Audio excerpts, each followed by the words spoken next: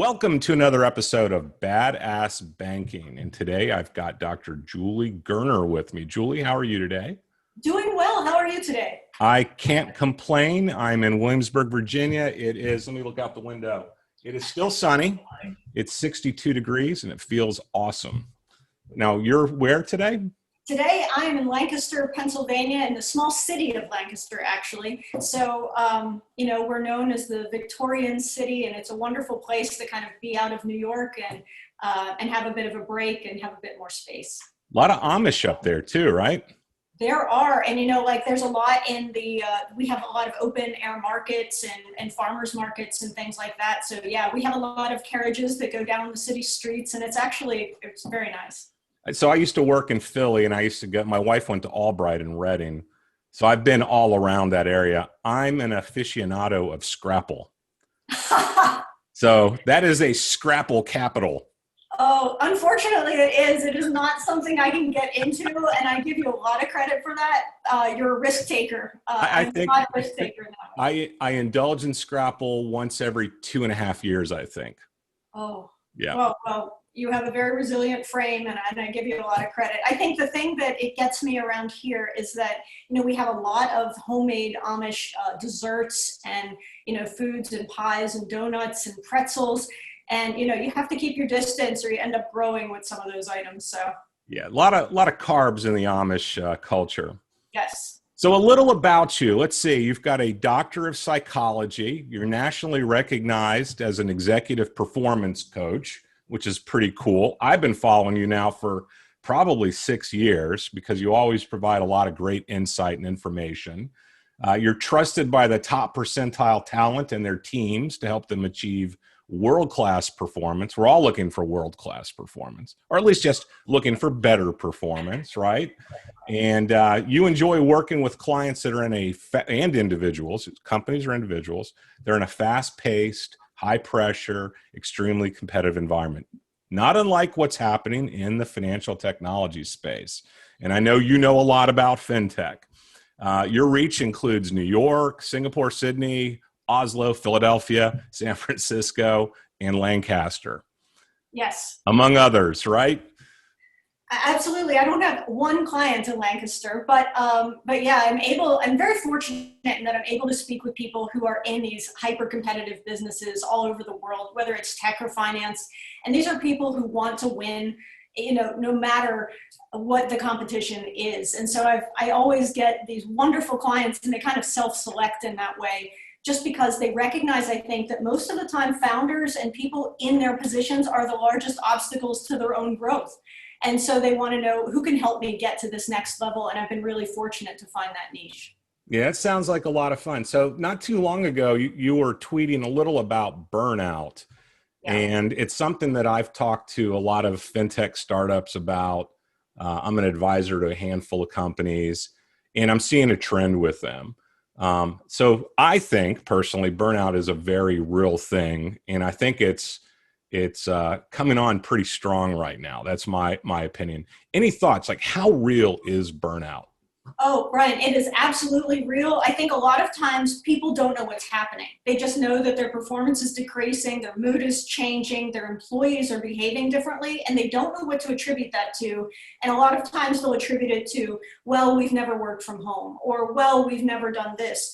And, when we start to look at statistics behind it, we know that like 70%, I think it's actually 67% of people are feeling incredibly stressed right now. And along with isolation and a lot of other variables that just stack and stack and stack, we find that, burnout is really the issue that they're struggling with.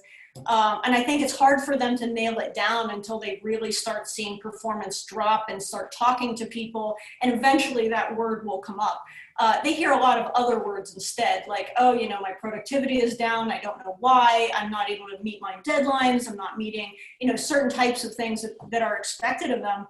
And they're just looking for solutions. I think once they hit on burnout and they're able to find somebody who's able to help them navigate through that, that's a path forward. But I think getting there is hard for a lot of people. We're not people who like to admit weakness a lot in our industries. So it's something we have to address. Yeah, no, I 100% with you. My daughter is 23. She was living in Richmond, still has an apartment in Richmond, but she's now living in my rec room downstairs all day long. She's a technical recruiter working with the likes of Capital One and Microsoft, et cetera, et cetera. I think it's extremely difficult, this whole COVID thing, for people in her demographic, her age, especially just got out of college, their first year out. Her indoctrination into the business world is via camera, right? I Wow. mean, that's got to be like, must have a whole different set of rules as it pertains to burnout or stress. I know she's stressed out. She's moodier than she's normally. Yeah. A lot of 23-year-old, males and females are moody. Let's face it. But she's, I don't know what to tell her to make her feel better, other than, it will get better, and your mom and I are here for you. You can talk to us, etc. She's not able to socialize in the same kind of way because she's responsible. She doesn't want to go hang out. I mean, what are the warning signs that you would see or anticipate someone who's kind of hitting that burnout level? Well, I think the first thing that we all see, and maybe others see it before us, unfortunately, is that kind of our mood begins to change, right? We have like a lot of negativity and cynicism. We start getting a little more pessimistic. Sometimes people begin complaining. And, that's the first red flag, really. It's a way of people distancing from their work and from the things that are stressing them out. And you'll hear about it all the time on Twitter and other social platforms, how much they hate Zoom. They start getting really negative about Zoom. And there are better ways to talk about our workload, but I think we have to understand where that mood is coming from. So I always say, let's look at mood first and see if you're hearing that in your meetings, you're hearing that from employees, or you're feeling it yourself. I think the second thing really is to look at levels of exhaustion. Something other people talk about on Twitter all the time is that, oh, I'm so tired, I'm so exhausted. And, we're on camera, we shouldn't really be tired, but that tired is like emotional fatigue, it's attention span. And you and I were talking even before this meeting of how we notice people turn off their cameras now. It's a way of, kind of putting your attention elsewhere and being able to take a break.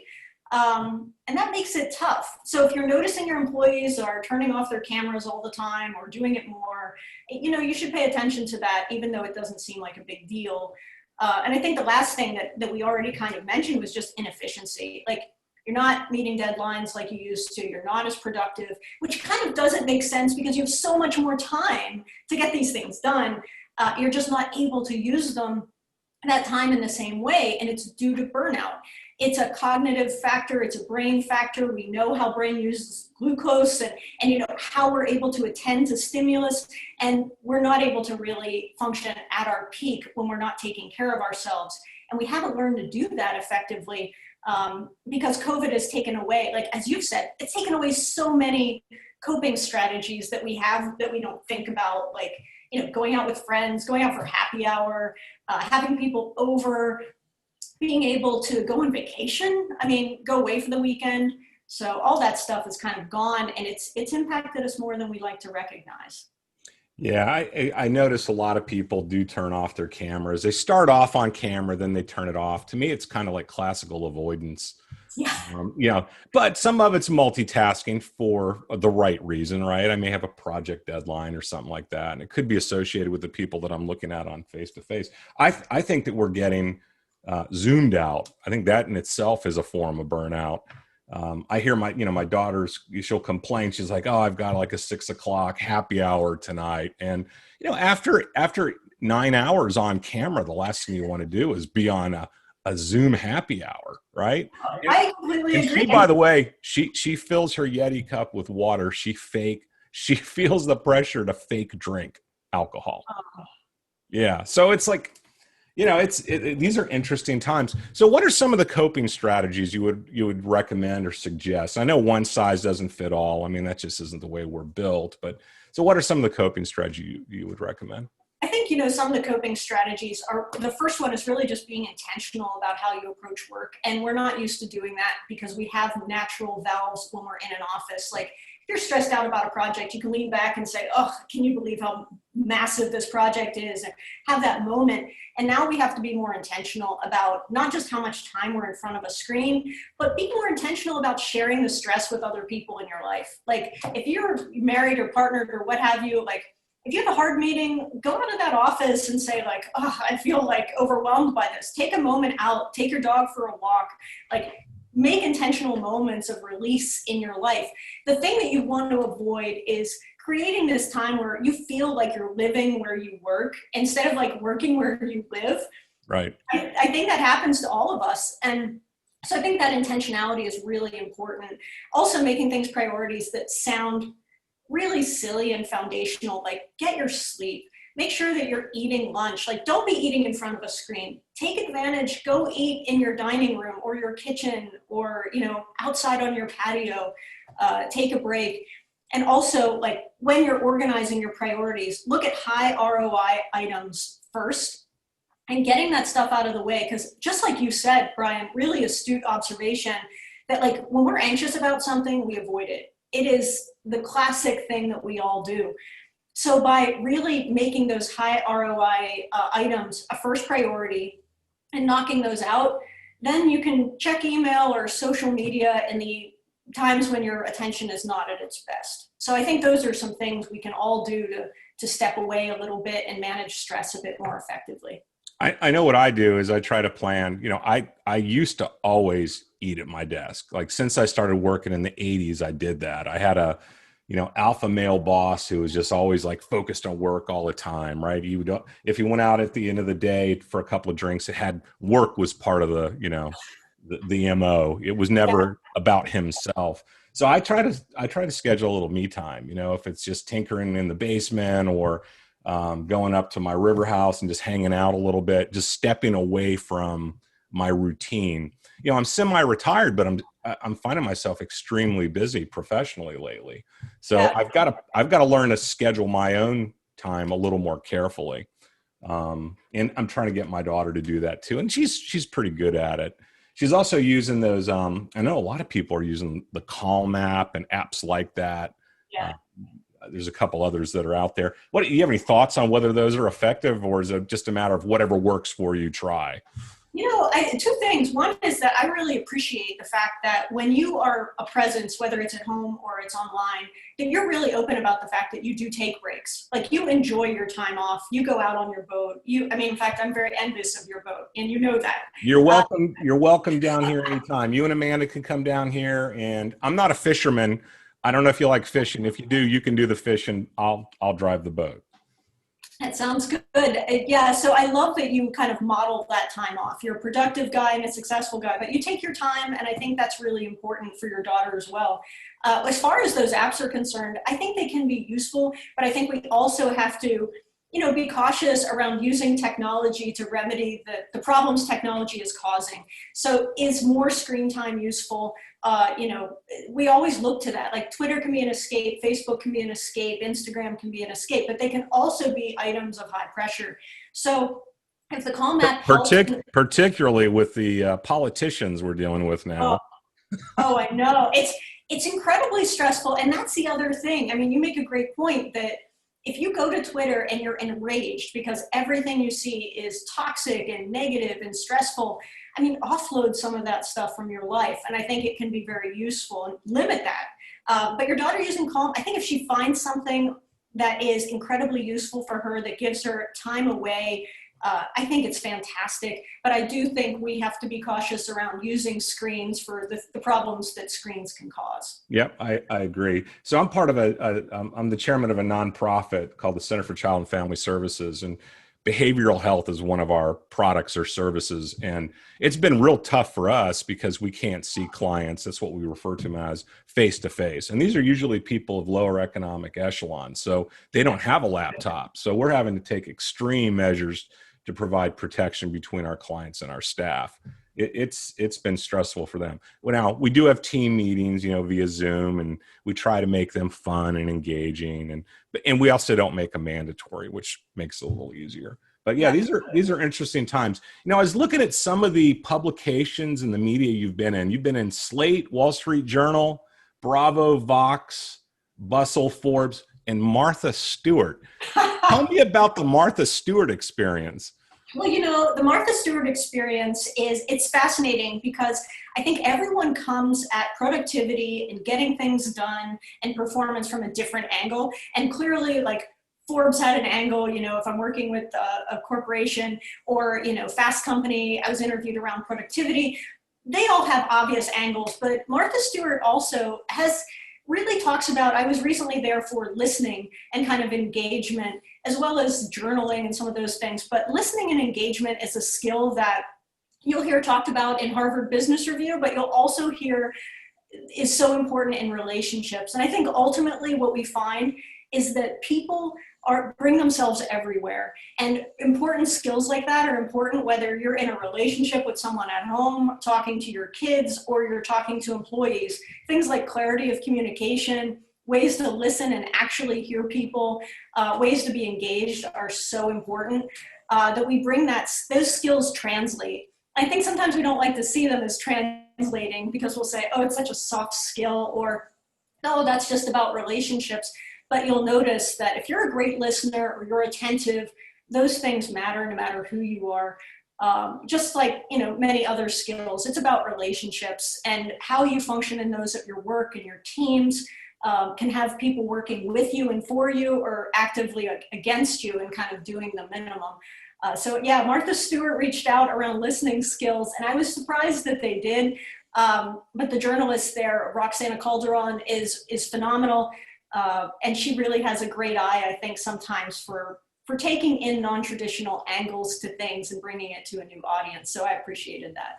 Well, that's awesome. I like that. Martha Stewart has built one heck of a brand, so I have a lot of admiration from a brand perspective. There's no doubt about it. And the brand that I've tried to build for myself, and I think the one that a lot of successful people try to build, is show your vulnerabilities. There's nothing wrong with showing a little of your personal life, the good, the bad, and the ugly, right? It's a form of venting to a certain extent. It's expression. For me, it takes some of the edge off and reduces some of the stress and lets people know what makes me tick. It's sitting on my boat and having a good time. That's true. And I think also, though, the value of it is with someone like you, who you've been through so many different aspects of your career. I mean, you can really look back and give a lot of valuable advice and help people who are stuck in certain areas.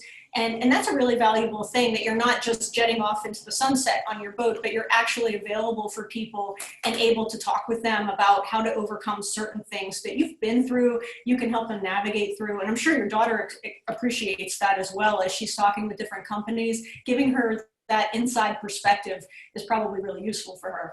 Yeah, I'd like to believe it is. I don't think she'll admit it yet, but one day she'll probably come and say, Dad, thanks for all that great advice.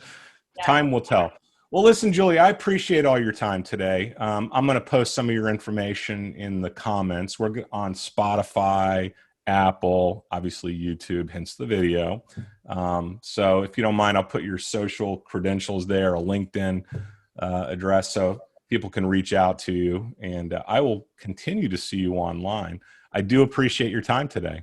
Thank you so much. I really appreciated speaking with you. I feel like we've known each other for so long already, although this is the first time we've actually spoken in person. So it was a real pleasure for me to speak with you. And it's exciting to see the man behind all of the tweets that I appreciate.